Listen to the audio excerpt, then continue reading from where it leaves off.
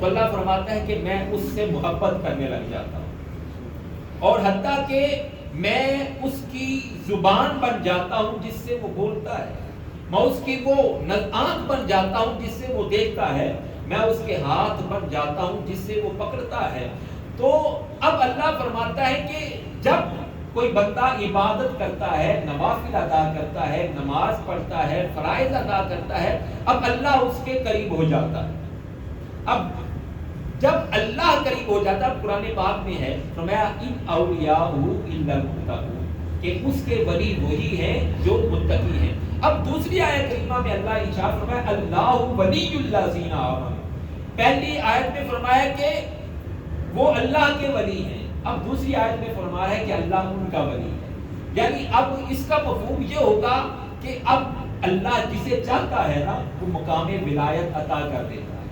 اب اللہ جسے چاہتا ہے جب اسے مقام ولایت عطا کرتا ہے، اس کو اپنا ولی بنا لیتا ہے، تو یہ مقام اس طرح مل جاتا ہے، پھر اللہ اس سے راضی ہو جاتا ہے اور وہ اللہ سے راضی ہو جاتے ہیں۔ جس طرح فرمایا رضی اللہ عنہم ورضوا عنہ، کہ اللہ ان سے راضی ہو گیا اور وہ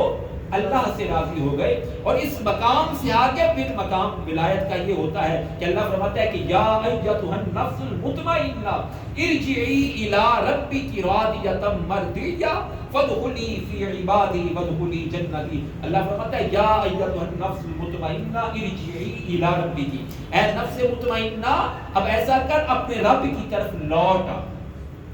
راضیۃ مرضیہ، اس حالت میں کہ تو اللہ سے راضی ہو جا اور اللہ تجھ سے راضی ہو جائے۔ اب آگے کا جملہ عائشہ فرماتا فرمایا فادخلی فی عبادی، اب کیا ہو گیا، تو میرا بندہ بن گیا ہے۔ اب ذرا دیکھیے کہ علاقے کا ایم پی ہے یا وزیر کسی کو کہہ دینا کہ یار یہ میرا خاص بندہ ہے، وہ بندہ اس کے تو پاؤں زمین پہ نہیں لگتے کہ بھائی مجھے ایم پی اے نے کہا کہ میں اس کا بندہ ہوں۔ اب کسی اللہ کہہ دے فادخلی فی عبادی، تو میرا بندہ بن گیا ہے یا تو میرے بندوں میں داخل ہو گیا ہے۔ اب اللہ کہتا ہے جب تو میرا بندہ بن گیا وادخلی جنتی، اب جنت بھی تیری ہو گئی، اب جنت بھی تیری ہو گئی ہے۔ اب جب انسان مقام ولایت میں فائز ہو جاتا ہے، اللہ کہتا ہے میں اس سے راضی ہو گیا اور وہ مجھ سے راضی ہو گیا۔ اور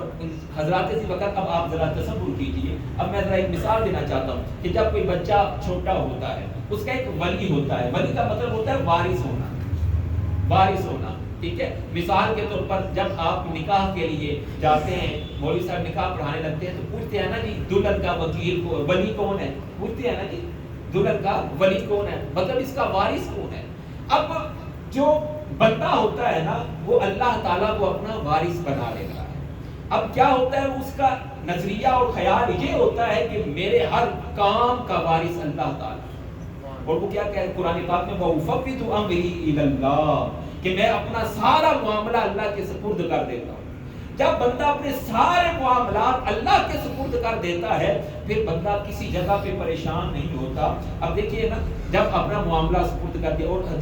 آیت مقدسہ بھی ہے جس طرح کہ فرمایا قُلْ إِنَّ صَلَاتِي وَنُسُكِي وَمَحْيَايَ وَمَمَاتِي لِلَّهِ رَبِّ الْعَالَمِينَ، کیا محبوب آپ فرما دیجئے کہ یا مالک و مولا میری نماز بھی تیرے لیے ہے، میری ساری قربانیاں بھی تیرے لیے ہیں، میرا مرنا بھی تیرے لیے، میرا زندہ رہنا، میری زندگی بھی یا مالک و مولا تیرے لیے ہے۔ جب مقام ولایت میں بندہ پہنچتا ہے اور اللہ کو اپنی ہر چیز کا وارث بنا دیتا ہے،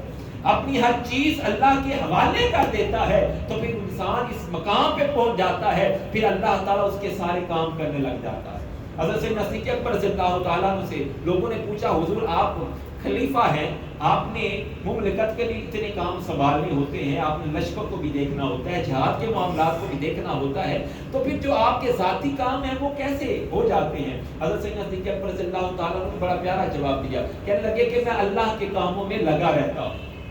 اور جب کبھی ایسا وقت آتا ہے کہ میرا کام بھی ہو اور ادھر اللہ کا کام بھی ہو تو میں ایسا کرتا ہوں، میں اپنا کام چھوڑ دیتا ہوں اور اللہ کے کام میں لگ جاتا ہوں۔ پھر یہ ہوتا ہے میں کرتا تو اللہ کا کام ہوں لیکن میرا کام جو ہے وہ اللہ کر دیتا ہے، میرا کام وہ اللہ کر دیتا ہے۔ جب انسان اللہ کو اپنا وارث بنا لیتا ہے، اپنا سب کچھ اللہ کی رضا پہ چھوڑ دیتا ہے، پھر مقام یہ ملتا ہے کہ خواجہ ویسے کرنی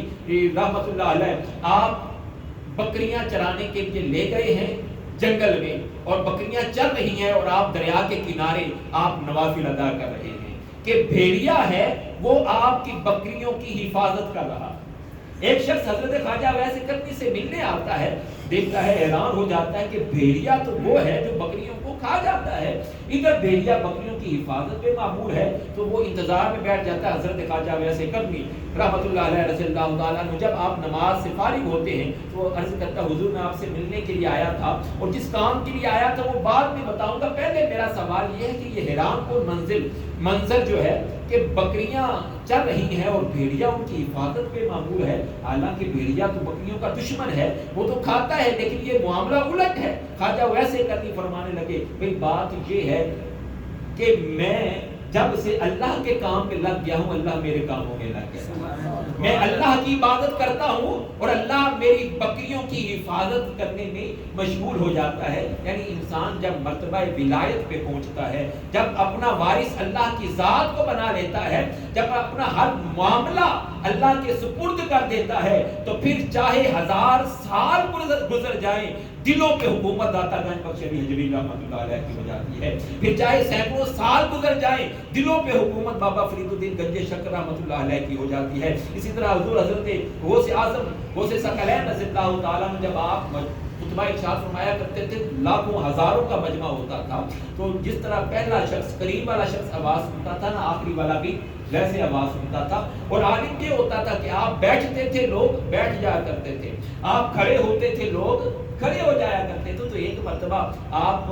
دوران خطاب آپ اٹھے اور مجمع کے درمیان میں تشریف لے آئے, مجمع بیٹھا ہوا ہے, مجمع اٹھا ہی نہیں. تو کسی نے کہا حضور یہ کیا بات ہو گئی, پہلے تو آپ کھڑے ہوتے تھے, افراد کھڑے ہو جایا کرتے تھے, اب یہ بیٹھے ہوئے ہیں. حضور غوث ثقلین فرمانے لگے کہ اللہ نے ہمیں دلوں کی حکومت عطا کر دی ہے, لوگوں کے دلوں پر ہم حکومت کرتے ہیں. اب دیکھا ہے جب تک میں نہیں چاہوں گا یہ بیٹھے رہیں گے. اب وہ بیٹھے ہوئے تھے, اچانک وہ سارے افراد کھڑے ہو گئے. حضور غوث ثقلین نے فرمایا کہ اب دیکھو, پہلے تم نے ان کا بیٹھنا دیکھ لیا, اب کھڑے ہونا دیکھ لو کہ جب کوئی اللہ کو وارث بنا لیتا ہے, جب کوئی مرتبہ ولایت پہ فائز ہو جاتا ہے, پھر مقام یہ ملتا ہے کہ اللہ تعالیٰ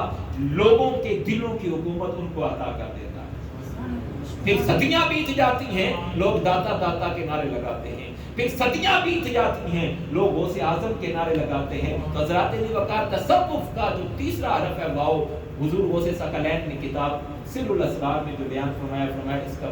کا مطلب ہے ولایت, ولی ہونا. حضرات علی وقار دعا اللہ تعالیٰ نے دین کی سمجھ بوجھ عطا فرمائے. وما علینا الا البلاغ المبین.